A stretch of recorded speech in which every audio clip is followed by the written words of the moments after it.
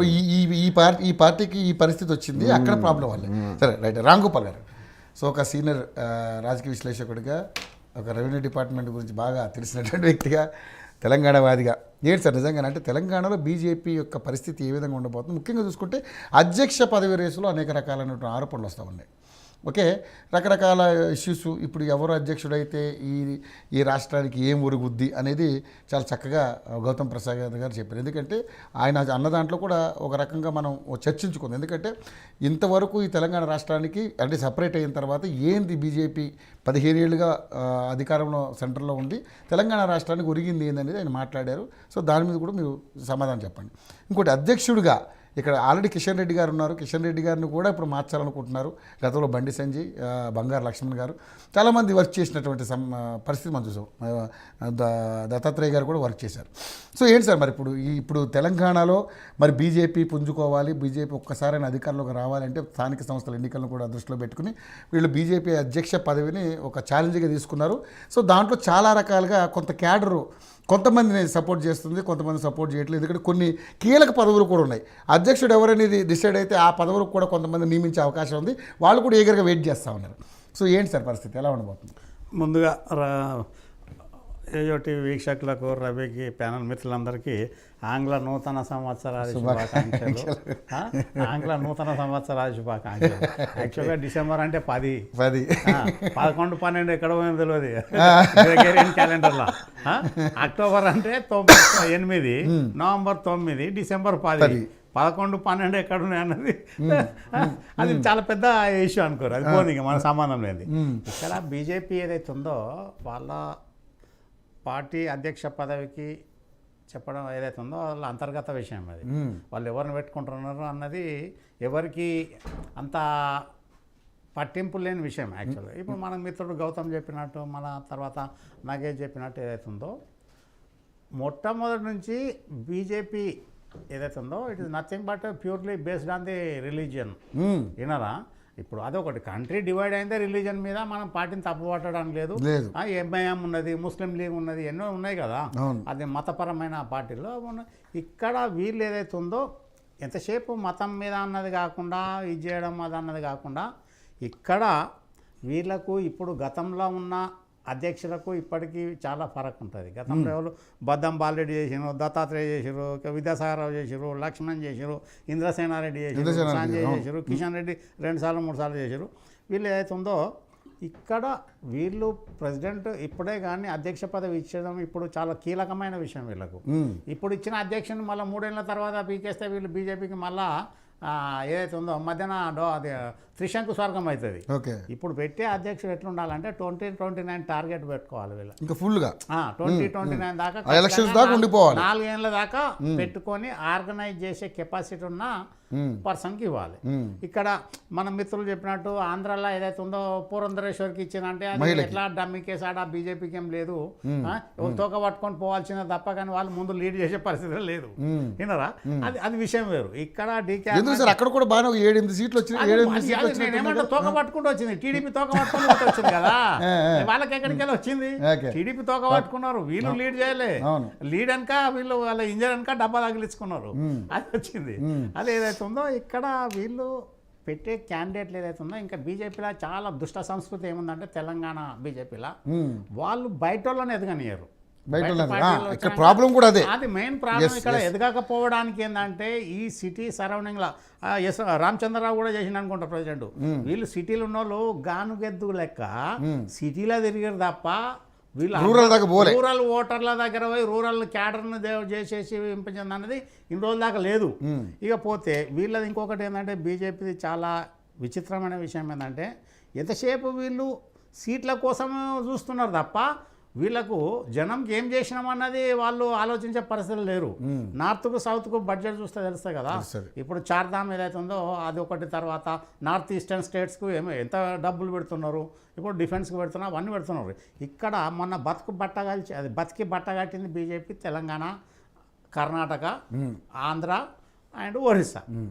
వినరా, ఈ రాష్ట్రాలతోనే వాళ్లకు ఏదైతే ఉందో రూలింగ్ పార్టీకి వచ్చే ఎనర్జీ ఏదైతే ఉందో మెంబర్స్ ఇవ్వడం జరిగింది, ఎంపీ సీట్లు గెలవడం జరిగింది. కాకపోతే ఇక్కడ ఏదైతే ఉందో వీళ్ళు ఇకనైనా వచ్చే ప్రెసిడెంట్ ఏదైతే ఉన్నారో ఇక్కడ సౌత్కు ఒక విధమైన మేలు చేయడానికి ప్రయత్నం చేయాలి. ఎంతసేపు నార్త్ లేకపోతే గుజరాత్ అక్కడ ఇక్కడ అనేది ఉన్న డబ్బులన్నీ మహారాష్ట్రలో హైవేస్ మన దగ్గర అయినాయా కాలే కదా. కరుణానిధి అప్పుడు వాడు ఎవరో మన సర్ఫేస్ ట్రాన్స్పోర్ట్ మినిస్టర్ ఉన్నప్పుడు తమిళనాడు మొత్తం రోడ్లు వేసుకున్నాడు ఏనరా. ఇప్పుడు నితిన్ గడ్కరీ వచ్చినాక మహారాష్ట్రలో ఎక్సలెంట్ హైవేస్ అయిపోయినాయి.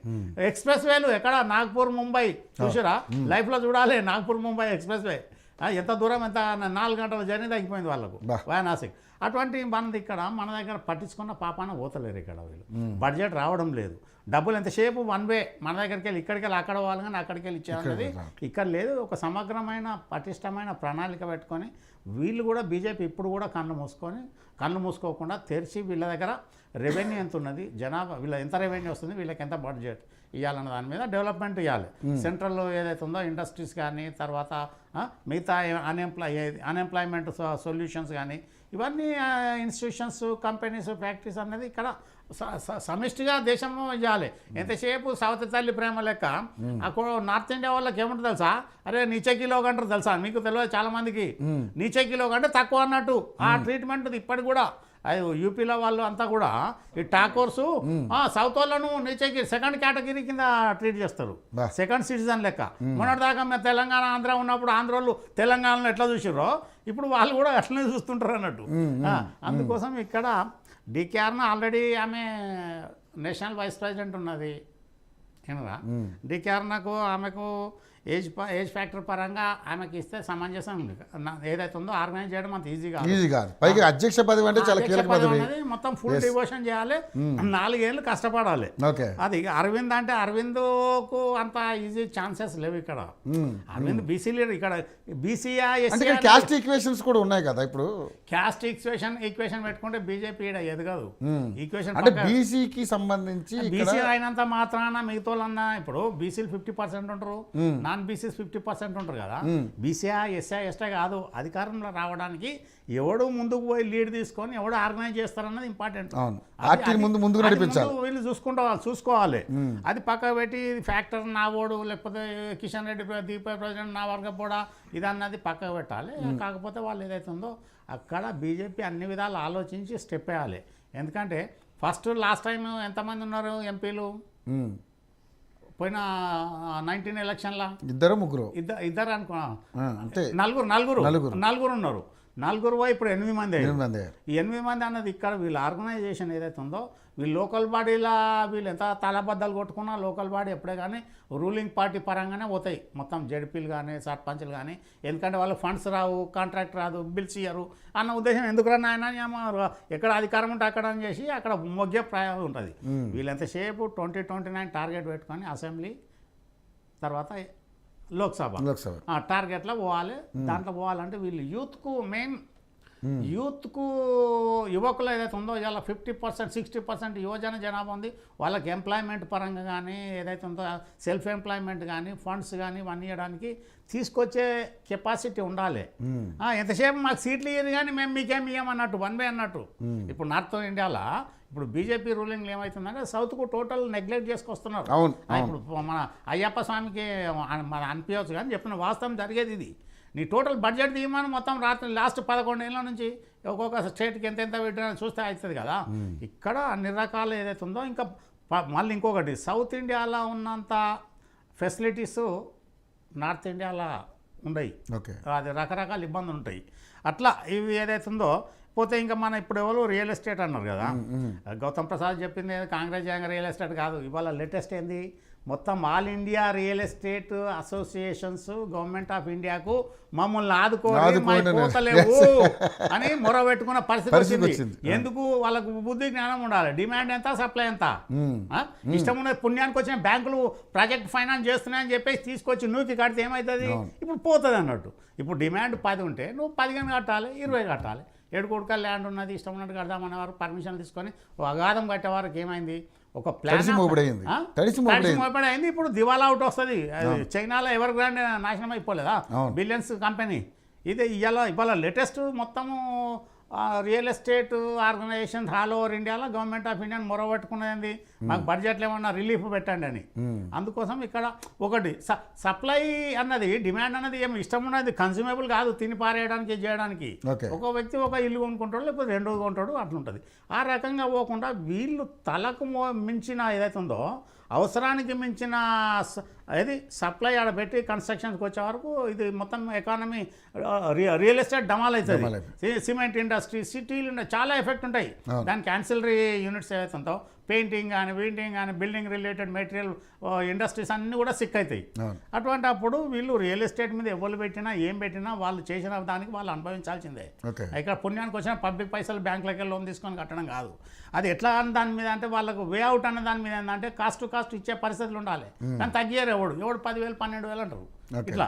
అందుకోసం ఇక్కడ గతంలో రామచంద్రరావు కూడా చేయడం జరిగింది. రఘునందన్ రావుకి అయితే ఆయనకు ఒక బిడ్డ పెళ్లి అయిపోయింది, ఆయనకు వేరే వ్యాపకాలు ఏం లేవు వినరా.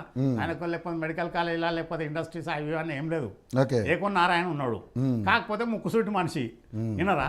అది ఇక్కడ ఏదైతే ఉందో పాలిటిక్స్లో ముక్కుసూటు అన్నది కొద్దిగా ఇబ్బందికరంగా ఉంటుంది.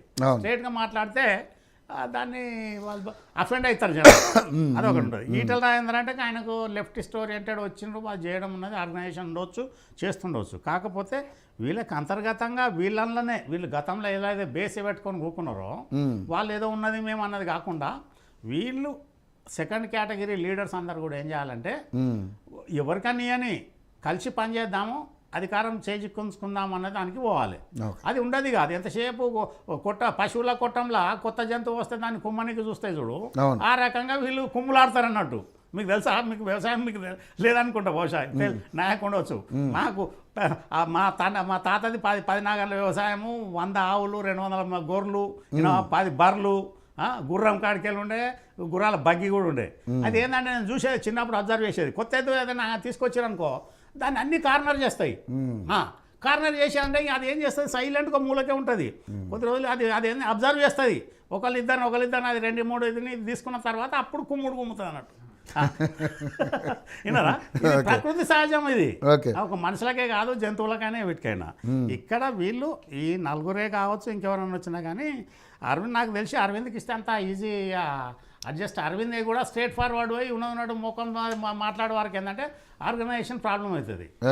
ఇప్పుడు బండి సంజయ్ని దించడం వాళ్ళు ఫస్ట్ తప్పు చేశారు, దాని తర్వాత దించారు, అయిపోయిన తర్వాత మళ్ళీ సంజయ్ అటువంటి ఇస్తేనే మళ్ళీ ఆర్గనైజేషన్ తెలుసు. సంజయ్కి ఇప్పుడు ఇచ్చే పరిస్థితిలో లేదు అనేది కూడా చాలా రకాలుగా వార్తలు. ఆల్రెడీ ఎంపీగా ఉన్నారు, ఎంపీ మినిస్టర్ ఉన్నారు, సెంట్రల్ మినిస్టర్గా ఉన్నారు, సహాయ మంత్రిగా ఉన్నారు. మినిస్టర్ ఉంటే ఏంది, రవి తీయొచ్చు, పెట్టొచ్చు, ఇవ్వచ్చు. అవును, ఏముంది. అవును, కిషన్ రెడ్డి గారు కూడా ఉన్నారు. బర్త్ రైట్ దెబ్బల కొద అన్న దాని మీద ఇది ఏదైతే ఉందో ఇక్కడ బీజేపీలో వాళ్ళకి ఎవరిచ్చినా కూడా ఇక్కడ క్యాడర్ పెంచుకోవాలి వాళ్ళు. ఫస్ట్ ఏదైతే ఉందో అర్బన్ ఓట్లలో కూడా మనం ఏమొచ్చింది, హైదరాబాద్లో మొత్తం బొక్క బొర్ల పడరు కదా. ఇలా బీఆర్ఎస్ బతికి బయటపడ్డదే హైదరాబాద్తోని మొన్న అసెంబ్లీ ఎలక్షన్లో, లేకపోతే మొత్తం క్లీన్ స్వీప్లు ఉంటుండే కదా. వీళ్ళు ఎక్కడ కాన్సన్ట్రేట్ చేసి వీడున్న బీజేపీ వాళ్ళు ప్రతి ఒక్కరు పవర్ ఎంజాయ్ చేయడం కాకుండా లోయర్ క్యాడర్లు ఏమున్నది అర్బన్ వీళ్ళు ఇప్పుడు కూడా బీజేపీ ఏం చేయాలి, హైదరాబాద్ అర్బన్ పాపులేషన్కు వాళ్ళు ఏదైతే ఉందో హౌసింగ్ కానీ మిగతా ఇన్ఫ్రాస్ట్రక్చర్ కానీ వీళ్ళు ప్రొవైడ్ చేస్తే రేపు వీళ్ళకు సిటీలో మేయర్ ఎలక్షన్లు కానీ, రేపు అసెంబ్లీ ఎలక్షన్ కానీ, ఎంపీ ఎలక్షన్లు కానీ వీళ్ళకు ప్రజలు పట్టం కట్టే పరిస్థితులు ఉంటారు. అట్లా అందుకోసం ఇడిచిపెట్టి ఎంతసేపు వీళ్ళు రాజకీయంగా మనము ఇది చేద్దాం, ఏదో స్ట్రెంథెన్ చేసుకుందామంటే పబ్లిక్ నమ్మరు. మొన్న ఎందుకంటే మొన్న అందరు ఎమ్మెల్యేలను తింపుకో, మొన్న ఇప్పుడు ఎంపీ 8 మందిలా ఎందరూ ఓడిపోయిన వాళ్ళు ఎమ్మెల్యేలుగా ఓడిపోయి ఎంపీగా ప్రజలు ఆదరించిందంటే అది ఎవరిది క్రెడిట్. యూత్ ఏమన్నా కానీ వీళ్ళు ఏం చేసేది, కాంగ్రెస్ వచ్చేది అనుకున్నారు. అక్కడ ఏదైతే ఉందో మోడీ ప్రొజెక్షన్లనే ఆ 8 సీట్లు రావడం జరిగింది. ఎంపీ కానీ ఇక ఎమ్మెల్యేలు అంటే పాపం వాళ్ళు కష్టపడి గెలిచారు, వాళ్ళ ఇండివిజువల్ కెపాసిటీ. ఈవెన్ వెంకటరామనారెడ్డి, కామారెడ్డిలా ఇద్దరు పోయిన సీఎంను ఇప్పుడున్న సీఎంను ఇద్దరిని కూడా నథింగ్ డూయింగ్, మళ్ళీ వీళ్ళు ఏదైతే ఉందో పేయింగ్ గెస్టులు వస్తారు పోతారన్న ఉద్దేశంలో పక్కకు పెట్టడం జరిగింది. వీళ్ళు ఒకటి ఏదైతే ఉందో క్లియర్గా ఒక సంస్థాగతంగా వీళ్ళు ఒక మంచి ఆర్గనైజేషన్ ఉండి డివోషన్ చేసేటప్పుడు ఇంపార్టెంట్. అటువంటి వాళ్ళకు వీళ్ళు ప్రెసిడెంట్ పదవి ఇచ్చారనుకోరి, రేపు రాబోయే ఎలక్షన్లో వీళ్ళు ఓన్లీ అసెంబ్లీ ఎంపీ పెట్టుకోవాలి తప్ప వీళ్ళు లోకల్ బాడీలో Local body.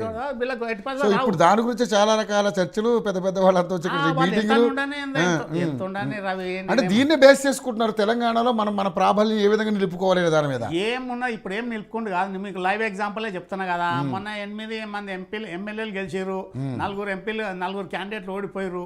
వాళ్ళకి ఏంది ప్రొజెక్షన్ ఏంది, మళ్ళీ 8 మంది ఎంపీలు ఎట్లా గెలిచిర్రు Right. వాళ్ళకి, ఎందుకంటే ఆ పరంగా ఆలోచించి వాళ్ళు ఎట్లా ఆర్గనైజేషన్ ఇంపార్టెంట్. వీళ్ళకి ఏంటంటే అన్నిటికంటే బెస్ట్ ఏందవుతుందో, ఇప్పుడు వీళ్ళు అర్బన్ ఓటర్సే చేయాలి, రూరల్ ఓటర్ కావాలి.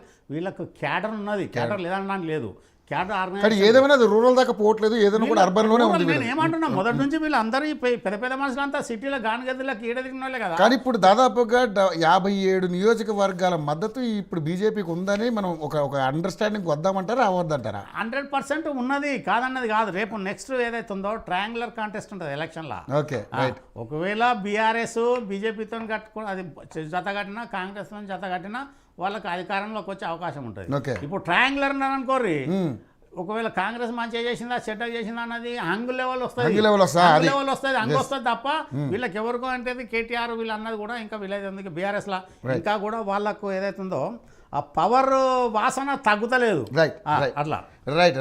గాంధీ గారు,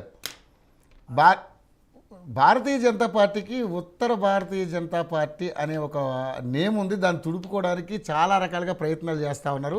సో దీన్ని ఏ విధంగా మీరు ముందుకు తీసుకెళ్ళి